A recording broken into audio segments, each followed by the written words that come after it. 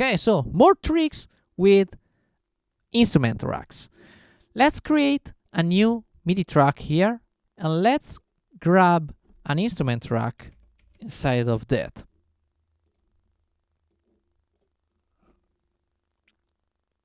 And open the chain for clarity.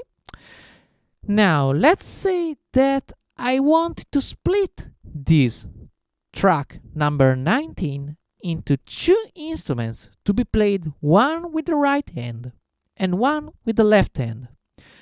If you remember the previous lesson, here there is the chain selector, which opens a setting where the chain can be mapped to macro, and I can distribute values so that each value determines which instrument is playing. A very similar approach can be achieved by selecting key selector. As you can see, this is a reproduction of a piano roll. And as you can see, there are several octaves indicated here, which means that I can select which notes activates one of the instruments and which note activates the other one. Let's try to create a practical example. Let's take Surge, which is one of my synths, and put it inside the chain. Okay. For example, let's say that I want a bass here. Yes. Let's try with a bass number 1.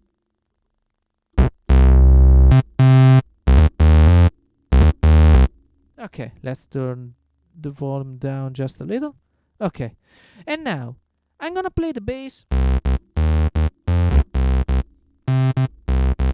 with the left hand, and now I want an instrument to be played with the right hand. I'm gonna add another instance of Surge, and I'm gonna add a pad here. Now, as you can hear, both sounds are playing regardless of the key I press. So this is the moment to go down here and distribute equally these two. As you can see now, the left hand of the keyboard is assigned to the bass, and the right hand is assigned to the pad.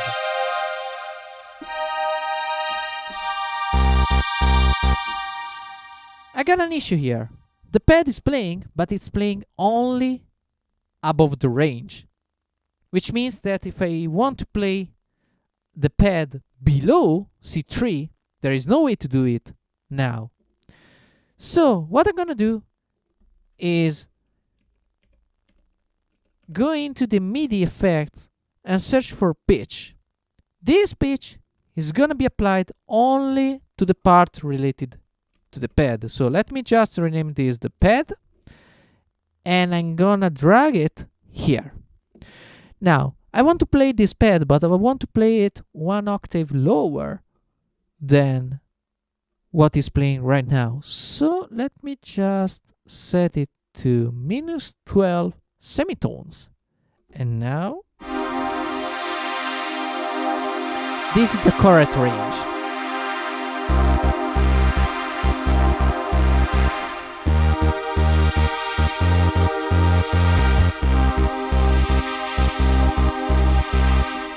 Okay, I'm no keyboard player, but this is already quite cool. And as this is all MIDI signals, these two instruments can be recorded at the same time on the same clip. Let me just deactivate this one. Okay.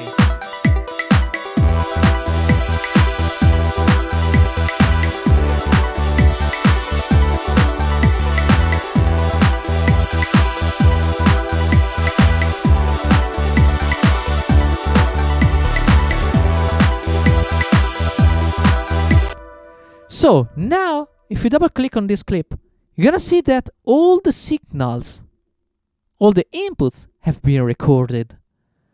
And every time I play this clip here, both instruments are gonna play. Okay?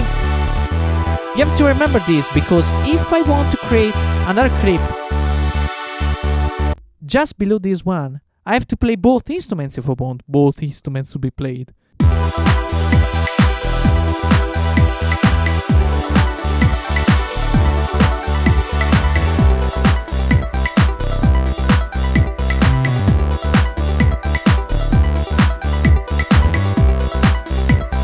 The pad is not there anymore, so I have to remember to record it together with the bass if I move to another clip. For example, I should do like this.